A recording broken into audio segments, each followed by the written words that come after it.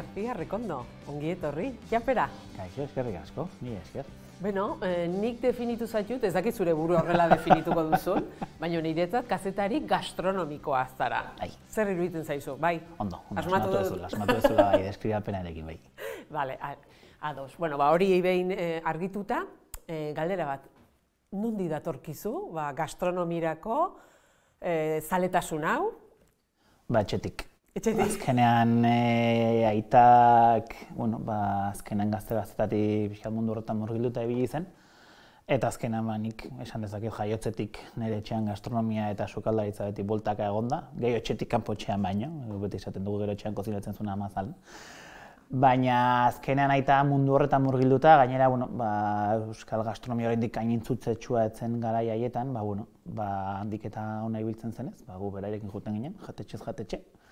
Paseoan, eta azkenean txikitatik barruan ez eraman dudan zerbait da ez. Berak beti anekdota kontatzen du nola jatetxera jonda nik beti kokotxak eta azpizuna eskatzen dituen. Orduan mokofines jaigo nintzen. Hori izan behar nun? Ez dezu ezer gaudu? Ez, ondo, gustuak. Eta txikitatik zaletasun hori izan zenuen edo argi izan zenuen gero zure bizitza edo lanbideare hortik joango... Ez, hori ez. Ez, hori, izango nuke zuzten edo iritsi zitzaidala. Azkenean, beti izan da mundu bat murgilduta gona izena, txikitatik, azkenean aitak sokaldari guztiekin harremanak izan da, gu beraiekin ibiltzen ginen etxean egongo gina bezala. Eta orduan, gero nolabait, esaten ez duztean ez, aitak berez gazteritza ikasketarik ez zeuzkan, eta berak idazten zuen ez, baina norbait behar zuen zuzentzeko. Eta ni momentu hortan gure bizitzako unibertsitateko jauzi horretan ez dakigula zer ikasi, gazteritza aukeratu nuen, eta orduan behin karrera amaituta bere testuak zuzentzen hasi, eta orain nire sinadura dara matea, hasik. Hori da, ez? Gaizki ez. Tradizioa orduan ez da, zeren hainbat mediotan idazten duzu, pixka bat nola hasi zinean, pixka bat kazetari gastronomiko behintzat bidea egiten, nola iristen zara mediotara? Bai, azkenean alde batetik aitaren zuzenketa egiten, aitak azkenean 30 bat urte bai eraman zituela Diario Baskon larun batero astero jatetxe baten gomendio bat idazten. Eta horiek zuzentzetik hasi eta gero aitak utzi behar izan zuenan osasun kontuak tarteko, urte batzuko ginen limboan sinatu gabe, eta gero aitak proposatu zin egunkariari nik sinatzeko. Eta hor dara matza 7-8 urte. Eta gero bideo horretan, hainbat mila proiektutan sartuta ibilita, beste hainbat harreman, eta badira bizpahiru urteia Gaztezulon ere idazten hasi nintzela, hasieran blog batean pixkat jolas moduko bat eginez gastroheroiaren izenburupean, eta orain azkeneko 2 urtetan aldizkarian gastronomia tal bat sartuta, eta egia esan askatasun osoarekin konbientarten sudurpuntan jartzen zaidan nahi izateko. Bai, orduan gaizkarekin harremana, eta orduan beti auskatasun hori daukat, eta horrek ere niri ere laguntzen ditez, jateak zabaltzea azkenean Diario Baskon astero da larun batero jatetxe bat. Bai, hori da. Oso mugatua dago, eta Gaztezulon askatasuna izatearekin, gustora, lasaiago. Eta zein irizpide erabiltzen dituzu jatetxeak aukeratzeko, eta gero behin jatetxe aukeratuta, kritika egiteko ere? Bai, kritika hitza, niretzako pixkat. Ez dakit nola esango nu, iruzkina! Bai, nik artikulua deitzen dut. Bai, artikulua. Artikulua hitza, azkenean... Bai, kritika gogorra. Bai, nik ez dut, azkenean aitak txikitatik erakutsitako gozoa da guk ez dugula ezer negatiboa idazten. Guk jatetxe batera joan eta gustatzen edo alimaztegu, ez dugu horren inguruan hitz egiten. Azkenean, nik nire buruaz dut nor naizen ikusten jendearen eguneroko ogiarekin jokatzeko, azkenean, ez dakit zorionez ero zoritxarrez, kritiko ikasua egiten zaie, eta orduan eragin nahikotxo izaten dute bai onerako, zein txarrerako.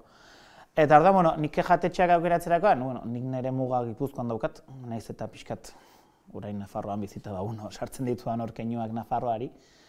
Eta eskatzen didatena batik bat da, nolabait publiko orokorrak bisitatu itzazken jatetxeak bisitatu eta gero horien inguruan idaztea. Azkenean, bai herritar xumeak, azkenean nolabait esateko Michelin izarretik edo gure herri honetako jatetxe hain ezagun eta hain bikain horietatik aparte, herri mailan dauden jatetxe eta taberna hori buruz idaztea. Eta gero azkenan saiatzen naiz kontatzen bizitzen dudana. Nik beti esaten den nire ikuspuntua edo da, nolabait jendea laguntzea bai tabernari eta ostalariak, azkena, beraiek esaten didatenagatik nahiko jartzen izaten du artikuluak, eta gero bai herritarrei nolabait gure herri honetan, hain zorioneko izanik, herri txikitan ere jatetxe eta taberna bikainak izan da, horiek ezagutu eta aste-aste gastronomiarekin gozatu ezaten. Eta behin, nola aukeratzen duzu jatetxe hau da? Berri bat irikitzen dana, zuk hortxe zerrenda bat eukitzen duzu, beste kritika batzuk irakurtzen dituzu, nondik hartzen duzu artikulu egiteko lehen gai hori? Azkenean, mila bidetatik hartzen dut. Jendeak hauza okorakin esaten didanaren arabera, orain saren bitartez ere basten zerako kuskusatzen, da gero argazkien arabera nolabait ideia egin dezakezu, hau da, tripai baso eta olako iruzkinetan sartu gabe, eta pixkat horren arabera mugitzen naiz. Bai saiatzen naiz zerrenda bat egitean, baina azkenean urte osoan 52 jatetxe egin behar, astero hutsik egin gabe, azkenean burua, bai, badira. Eta errepikatu gabe, gainera, edo? Noizian behin tokatuko da, edo? 2 urtean behin daukat nik nire buruari mugan jarrita.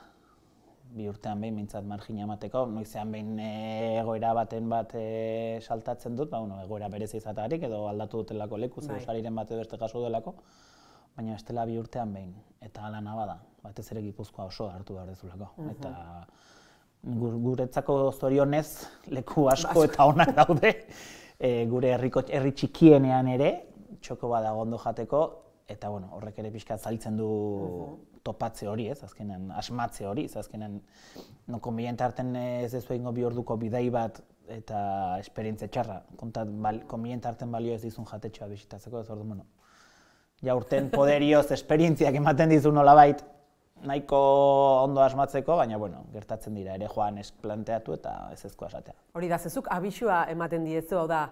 Ez. Ez. Hau da, zuk aukeratzen duzu eta antxe erreserbatzen duzu, bakarrik joaten zara edo batzutan familiarekin edo lagunekin edo...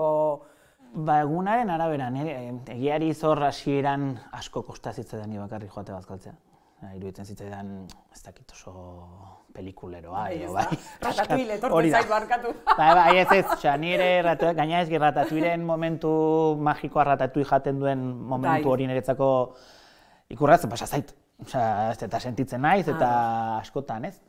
Baina, bai izaten dela, nik ez eta abixatzen. Azkenean, abixatuz gero, tratua jazta berdin. Hori da.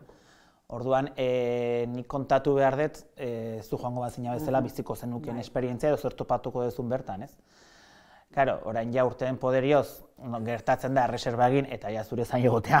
Ados, izenagatik dagoeneko... Bai, izenagatik, gaina ez dakat Aitor edo Jon izena esan nahet. Bai, egia. Orduan, ja, behin baina gehiagotan gertatzen ja zain egotea eta esatea, eta orduan, ja nabaritzen da. Baina gero ere sukaldariek eskertzen dute. Nik batzen naiz adibidez Ama tabernako Javier Ribero eginizketan, jo nintzala lehengoz, taberna txiki elkarrizketa egin genion, gainera hemen, bai? Eta kuadrilla batekin jo nintzen, da Kristona Faria genuen, da gero esan nion, eta gero bera eginizketan esan ziren eskertza izugu, azkenean nahi edo nahi ez guretzako gure buruari presioa jartzea da. Eta orduan, gustatzen zait, eta gero ja, konpainia ja ohitu naiz bakarrik juta. Gehienetan, azkenan, olastean zehar juten zean, da ere, konpainia lortzea ere askotan zaila izaten da, baina, beti eskertzen da, alboan norekin hitz egiteko aukera hori izatea.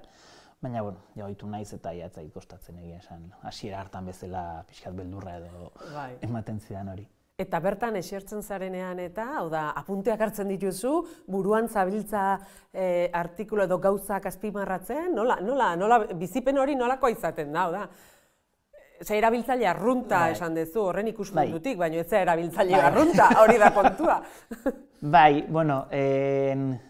orain sarean bitartez, azkenan argazkiak atatzi plater guzti, banan. Baina hori ohiko izan daiteke gaur egun. Baina idaztean ez zait gustatzen, ze hor nik uste ja nolabait pista bat ematen ari zarela ezagutzen entzaituen horri. Eta ordu, gustatzen buruan, azkenean nik behin esperientzia guztia bazkalduta, eta gaina beti egiten dut, ordaintzen dut, eta gero aurkezten naiz. Eta orduan, gero gustatzen zait beti elkarrizketa ukitzea sukaldari edo nagusiarekin, ez? Azkenean, nik argazkiekin, da gero pixkat buruan ze jande dan, edo ze gustatu zaidan gero idazterakoan.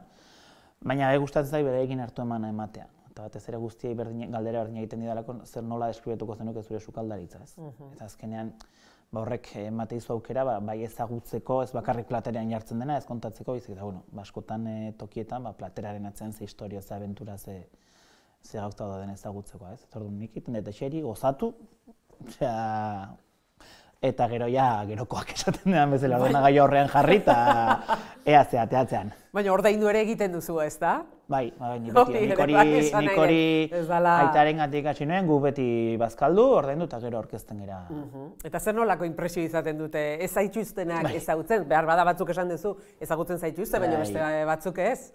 Denetarek izaten da, azkenan, lehenengo askok esatizute, ez, diario askotik joan da esatizute, baina zenbat kostatzen dugu ez zaizu ezer kostatzen, hau da nik aukeratzen da jatetxea, eta nik idazten dezuei buruz, gustatu zaidalako zer bizi izan dudan, ez. Eta orduan askok ez ustea, eta sorpresa, eta gero beste batzuk ere ezezko amatea izute zuzenean. Batzuk esan diate, lankarga gehiago etorriko zaigu, eta ez dugu gure burua gai ikasten igual horri egiteko. Hori ere, Bai, azkenean, bultzada daukalako. Niri jendeak esaten ditu, nik idatzen dut eta... Eta gero nabaritzen dute... Jendeak esaten bizpairu astetan nabaritzen dutela... Bai, azkenean, ez dakit izango denez, azkenean orain sare sozialen da interneten bitartez, hainbeste kritiko eta hainbeste iritzi eta hainbeste, ez dakit, mundu nahiko nasmen honetan, nik ustez paperekoak nolabaiteko sinesgarritasun ematen diola jendeari ez. Orduan, presioa ere bada, Bai, noski. Eta nik jendea gero gara, etortzen zaizu galdezka, eta orain, ez dakit nora noan eta ze gomendatzea zu, nik bialtzea gomendioa, pixkan nire iruzkinarekin, eta esate baina gero kontatu. Hori da, esan igual nik oso ondo bazkaldu ez, baina igual beste egun batean... Ez zaizu gustatzen edo beste...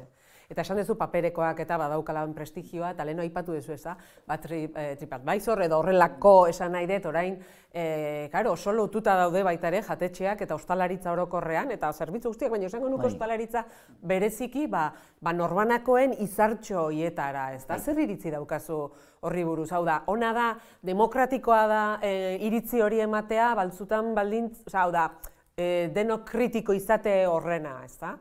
Nahi dut, ze iritzi daukazu horri buruz?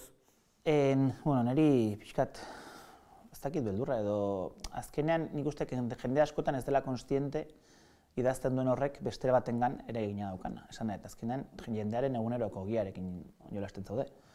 Eta, nik azkena adierazpen askatasuna guztiona da, baina nik uste ere jende jakin behar duela baloratzen, askotan irakurtzen dituzu iruzkin batzuk, ez dutena ez hanka ez bururik. Ulertzen dut esperientzia txar bat izatea, baina nik uste ogibide honetan edo ostalaritzaren mundu honetan egun txar hori izateak, azkenean denak pertsonak era, nik uste are gehiago transmititzen dela plateretan eta. Nik esaten da, azkenean nabaritzen da sukaldean egunon bat ez daukatenean, baina horregatik 0 puntu jartzea eta parrafada sortzea esan ez itzu jondeak ez adia horrela jun, norbera librea da ez. Orduan niri errespetua ematen dit. Eta nik esate, azkenean aitak eta bizi zuen fasean kazetaritza gastronomikoaren bultzadan paperean eta gero hasi zirenean hauek guztiak pixkat agertzen. Eta hau betiko kazetari gastronomiko horiek nolabaiteko indarra izena zuten horiek pixkat bazterrean gelditu zirenean, niri ere mantzean esan, nik nirea daukat, eta orain saretan zaude, azkenan konbiente artean saretan ez bazaude zalerako inorrez, baina nik ditut nire gomendioak eta ez naiz inorrekin sartzen, edo saiatzen naiz dintzen. Zuk jadetxe bat, edo plater bat, edo esperientzia bat ongi gustatzeko, zer eduki behar du edo, zein dira klabeak edo gakoak zuretzat, oraitzentzat? Galdera zaila hori, Hemen ez gaudetan, errexerako. Bai, niri gustatzen zait batez ere zerbait kontatzen duten lekuak bisitatzea. Esan, eta azkenean plateretik haratago doan esperientzia bat eskaintzen dizun hori ez. Edo diskurtso bat izatea ez. Askotan, gure herri honetan zortedunak gera, azkenean sukaldaritza tradizioa nik uste etxe gehienetan dagoela. Azkenean gure kulturaren eta gure nortasunaren parte garrantzitsua da. Azkenean gure etxetako emakumeak izan dira gure sukaldaritza indartu dutenak. Nahiz eta orain gizonezkoak izan argazkietan azaltzen direnak, baina ni beti bultzako eta emakumerik gabe ez ginela gaur garenera iritsiko. Eta beti gustatzen zait, bai edo etxeak edo bai familiaren lekukotza hartzea alde batetik, baina gero bai, platerean dagoen horrek zerbait kontatzen.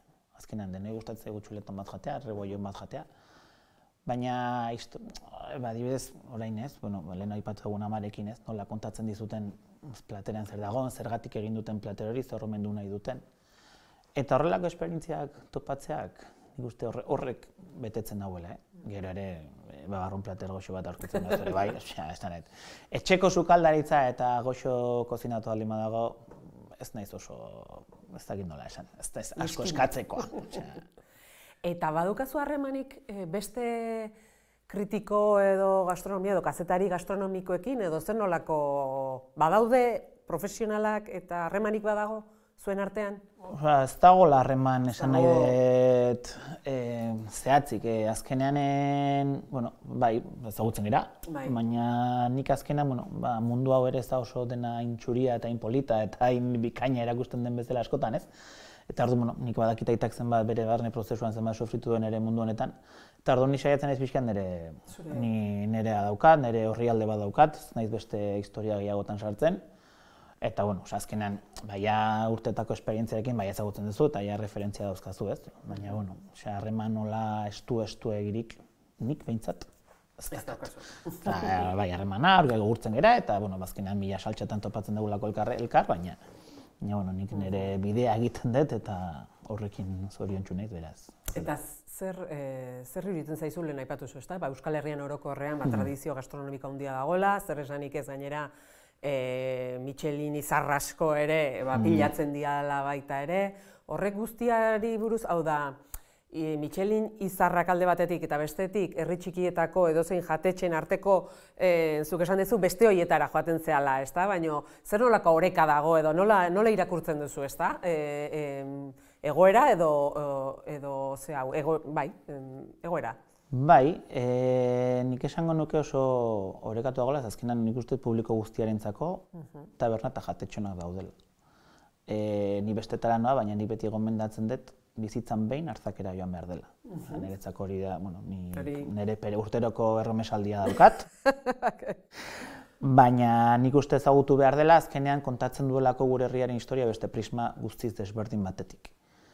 Baina nik uste azkenean fama bai ematen dizute, azkenean beti esan dena Gipuzkoa Donostia dela Michelin izar gehien dauzkan herria eta hiria eta hori. Eta naiz eta orain foko hori beste toki batzuetan mugitzen ibiliez, eta izarrak banatzen ari diren beste toki guztietan da hemen badirudi ez dagoela jatetxe honik ja. Sariak dira, baina nik uste dut jendeak etortzen jarraitzen duela gure gastronomiarengatik. Izen handiak daude, baina nik uste gure herriko taberna eta jatetxe txiki horietan egiten den lanak irakarri duela batez ere. Azkenean, zortedunak gara itsasoa eta mendia daukagulako, orduan gure sukaldaritza ez da itsasoko sukaldaritza edo mendiko sukaldaritza baizik eta dena uztartuta, dena nahastuta dago, eta nik uste dut nahiz eta askotan esan den belaunaldi aldaketa ez dagoela, belaunaldirik ez datorrela inor, gazte jende asko dago gauzak oso ondo egiten ari dena, eta nik uste, eta batez ere gure etxetan ez delako galduko sukaldaritza. Azkenean euskaldunok ospakizun bat mai bat gabe, nik uste ez dela ezer, ezin degula bizi. Justu horretaz ari ditzatzen jatetxeak eta bai, profesionalki badago alako aukera zabala eta prestigioa, baina zuk esan duzu, baina belaunaldi berriak eta orokorrean, hau da esaten da bai, baina ongi jaten dugula usten duzu, hau da, orokorrean, hau da, bizitza presaskoa daukaulako, ematen diolako berba da, ez daukago hainbeste denbora, zuk usten duzu mantentzen dela hori, hau da, euskalduna, jatun ona eta sukaldari ona? Bai, baliteke igual indarra galtzen aritzea, azkenean leheno nik uste etxeetan bazkaltzeko edo afaltzeko tarte hori beti izaten zela pixka sakratua, ez? Pixka momentu hori, mailan eseri lasai hartu orain zuk esan dezu, azkenean gure zoritxarrez eguneroko bizitza mundu honetan presaka ibiltzen gara danak, alde batetik bestera, eta bai igual, gazteengan bai eragiten ari dela pixka janari azkarraren filosofia guztia, ez? Azkenean leheno, ezakit, McDonald's bat Donostin ezakit noiz hasi zen, garbera inauguratu zenean usteet, lehengoa, eta orain ja izkinak guztietan dago, ez? Baina, bueno, nik uste gaudela gero rebelde batzuk hortikan, oraindikan bultzatzen dugunok, eta nik uste azkenean batez ere egun seinalatutan horretan bai euskaldunok jarraitzen dugula gure kutixiak eta gure zaintza hori egiten. Baina bai, nik uste bai kultura egin batean, bueno, ez dakit galtzen edo atzerako urratxo bat ematen ari dela, batez ere hori ere elkarte gastronomikotan ikusten da ez. Zenbat elkarte gastronomiko dabiltzan hor aurrera egin ezinik, jende gazteak ez duelako apostu hori egiten. Baina, bueno, nik uste, hau bizitza oso mundu, ben historian bezala ez, azkenean bultaka eta bultaka zikloak dira, baina, bueno, jarraituko dugu bultzatzen behintzat guk hor barruan aldegunok. Zu sukaldari hona zara? Bueno, sasi sukaldaria. Gustatzen zait, etxean, azken aldian bai, gehiago, eta, gero bai gustatzen izan ben elkarte gastronomikoan sartuta olako afari eleganteak egitea. Eta, moldatzen naiz. Sukaldari hona naizenik ez dut esango. Baina, kritika hona jasotzen dituzu? Bai. Jendeak zorion txubukatzen du, beraz, eta errepikatzen du, beraz, zer ondo egiten denaren seinale izango da. Zior. Eta, alde kazetari lanaz aparte ere, beste hainbat proiektutan janariarekin lotuta ere egon izan duzera. Zaporeak, adibidez, pixkat esplikatuko diguzu zer dan eta nola iritsi zinen eta zer suposatu duen horrek zuretzat? Zaporeak ere iritsi nintzen, azkenean aitarengatik ere bai. Beti hasiera pixkat berezia izan zen, edo nire esaten dut historia berdina, ginela 7 sortzaile, 6 jubilatu eta ni. Orduan, azaldu diguzu zer dan Zaporeak edo? Zaporeak proiektua labur, azkenean kontatuta, Zaporeak proiektuak azkenean egiten duena da Grezian dauden pertsona errefuxiatuei otordu duin bat banatu, azkenean egoera zaurgarrian daude pertsona hori guztiak, errefuxiatu zelaietan ez diete elukadura edo elikagai on bat ematen, eta orduan, guk 2016an nolabait pertsona errefuxiatuen krisiak eztanda egin zuenean, guk irudiak ikusita, esan genuen, zer egin dezakegu laguntzeko, eta esan genuen guk bakarrik kozinatzen dakigu, ez dakigu beste zer egiten. Eta, furgoneta hartu, sokalde bat montatuan, eta antxe 7-8 bidean jada. Eta azkenean, gaur egun lehengoan esan ziaten 2009 ordu ematen direla egunean, ez? Eta, nolabait errebote bai, azkenean, baitarekin saltxa guztietan ebilita, konbien hartzen denboran neukanez hor sartu nintzen, eta niretzako izan ziren 3 urte, orain itzalean egiten dut lan, eta 3 urtetan izan zen nolabait komunikazioa, eta hemen Gipuzkoa Euskal Herri mailan nolabait proiektua ezagutzera eman, hitzaldiak eman, ez da ikastoletatik bueltaka eta, niretzako oso esperientzia berazgarri izan zen, beste komunikazioaren beste arlo bat jorratuz, eta batez ere, nik uste Zaporeak erakusten duenetako bat dela, azkenean herri honetan alde batetik elkartasuna gure nortasunean sartuta dagoela, laguntzeko grin eta gogori, eta azkenean erakusten duelako, askotan gobernuek edo erakunde handiek zaintzen ez duten arlo horretan, herria elkartuz gero, gauza garela ere proiektuak aurrera ateratzeko ez, eta azkenean guk esaten dugu 6 hilabeterako joan ginen area, eta bizirauten, 8 urte, eta esatik dut orain inoizko otordu kopuru handien ematen ari dira Lesbosen, beraz, ekarpen handia, ez da, asetzeko, baina gogorra ere izan behar du. Bai, azkenean nik 3 urte pasan nituen eta Grezian egon nintzen guztira ez dakit 7 egun izan ote ziren. Eta aitak eta osabare eta hartzen zegoen, eta etxetik ez zireko. Hango lanaz garrantzitsua da azkenean, baina, karo, hango lana gauzatzeko hemen lan asko egin behar da, azkenean diru laguntza daude, jendearen ekarpenak daude, eta azkenean ezagutzera eman behar dezu eta lortu behar dezu jendea konbentzitzea laguntzeko, erakutsi behar dezu azkenean laguntza oro iristen dela, azkenean hori zelako pixka Zaporeaken helburua, ez.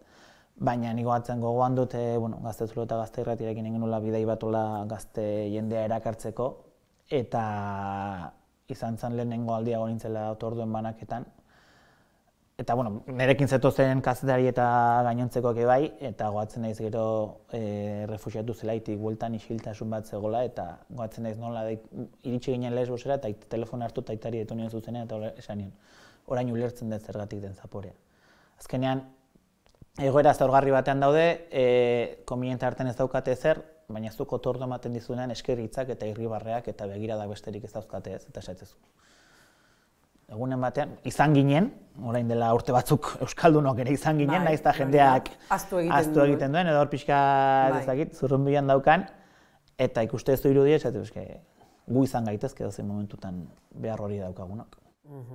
Eta horretaz gain gainera, hau da, zure alde polifazetikoaren o poliedroaren beste alde bat baita ere, Lizarrako kanpineko Tokion taberna jatetxeko ardura ere hartu duzu duela martxoan. Bai, nolatan. Bueno, azkenan nik Lizarra kanpinen lanen dara batzit ja 18 urte. Lehen udaran da, orain ja finko nago. Eta, bueno, beti ukidut zurrumurro hori nire buruan, ostalaritzen beste urte ez. Beste aldean. Bestaldea. Barraren nire alde goxoa oso divertigarria da, baina aurten beste aldera jauzi egin da, bueno, esperientzia gogorra izan da, ez dizut bukatuko. Baina, bueno, berazgarria izan da, batez ere, egin batean lortu dugulako nik taberna edo jatetxo batera noanen, guk daukagun lelo hori ez, gozatu eta zoriontzu izateko tokia dara Tokion. Eta, bueno, ikaspen bat, master bat izan da, 4 urtetan egin barreko master bat, baina 9 hilabetetan. Eta izan zen hori, libratu zen, bategabe, taberna nagusia galitu zen ja lokairo, eta zen, guazen, aurrera. Eta orain sentsazioa daukat, eta gaina ostalarien batek edo, artikula gine ostan esan didate, orain beraiek ere gehiago baloratzen dutela, eta nik ere gehiago baloratzen dut, mailan plater bat jartze daño, ze bide eta ze esfortzu dagoen.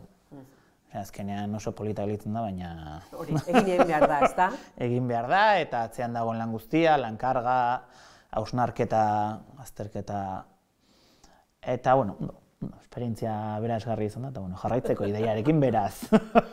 Bere gazi eta gozo, aurrera egiteko ideiarekin. Denborak ies egin digu, baina azkeneko galdera bat egin nahiko nizuke, eta da, ea zein den, edo badaukazun, betetzeke daukazun ametxik. Hola, amets berezirik ez nuke esango ze, ja nire bizitzan hainbeste zuko esan duzu, hainbeste gauza egin da, ja lasai antzean bizitzearekin ja zoriontsu naiz, egia esan, nire mila saltxa hauekin eta nire puntuekin. Baina bai, orain dela astebete katarsi moduko bat eukin nire etxean, ze probatu nituen nire izeba pili, niretzako eredu bat dena sukaldari gisa bere tripakiak. Hola, nire lehengusina batek esan zian zela mundialak, eta gozatu non, eta orduan nire ezakit ametsa erronka helburu hor daukat hitza definitu nahiean, eta bai familiako errezetategi hori pixkan nolabait berreskuratu eta azaleratzea. Eta bai, ideia daukat, izan zen nola, katarsi ratatuiko momentu hura bezala. Eta bai, ez dakit ametsa izan diteke, bai, gauzatzea zaila izango da, baina bai pixkat bai berreskuratzen saiatzea etxeko errezeta horietak eta argitara eman. Orain sareekin eta beste errexagoa izan diteke, ez denez paperan jarri behar. Bai, hori esango nuke dela orain, ze gainontzeko ametsak, bai, desiente egin ditu ja nire guztizan beraz, orain. Ja, lehenengo elkarrezketa egin diaz, dozik, egin Ba, amets goxo eta zaporetsu horrekin utziko dugu, elkarrizketa. Plazer bat izan da, oraiz. Eta eskerrik asko, gurekin egotegatik. Eta, batean edo bestean, Lizarran edo beste jatetxe batean behar bada, ikusiko dugu elkar, eskerrik asko. Zuei. Vale, perfecto.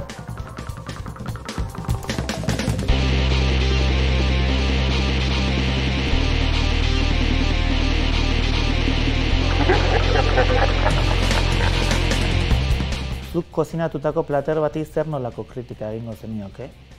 Kritika goxoa, nola egingo dioduanik. Nahiko kritikoa izaten naiz, gaur kalderete bat prestatu eta zaporez ez naiz gustora gelditu. Janari azkarra kontsumitzen duzu, ez, txikian nintzela bai esan behar dut aitarekin Salouraino joten ginela McDonald's bat bisitatzeko, ze aitak ez zintzun McDonald'sean sartu hemen, baina ez ordutik ja mundu honetan nabienetik nolabaiteko presioa jartzen dion nire buruari ez sartzeko. Euskal Herrian sukaldaritza gainbaloratua dago, ez nuke esango, nik uste fama dutenek fama merezia dutela, beraien etxeak altxorra direlako gastronomikoki, eta nik uste dut ez. kontuak eskatu aldizkizute kritika txarra batengatik, ez, kontuak eskatu izkiate kritika on bat egiteagatik eta esanez iruzkin positibo egia edo onegia ginen neukala eta erosita zegoela iruzkin hori, orain dela gutxi gertatu zitzaidan saretan. Zein da probatu duzun plater txarrena eta gozoena? Txarrena ez nuke jakingo esaten zen, nik uste nahiko azkarraztua izango nuela, eta honena mila dazkat buruan, hola botatzearren, Donostiko Gorriti Tabernako tortilla frantsesa eta ordaiazpiko pintxoa, gero nire etxeko aitaren kaneloiak, izebaren arraizopa, eta gero idealizatuta daukadan Artzakeko txokolate beroz pastela. Sobornatu atzaituzte jatetxeek beraita ongi idazteko, niri ongi jaten eman daia nahiko, ez dakit hori sobornatzea danez, baina nahikoa dut horrekin.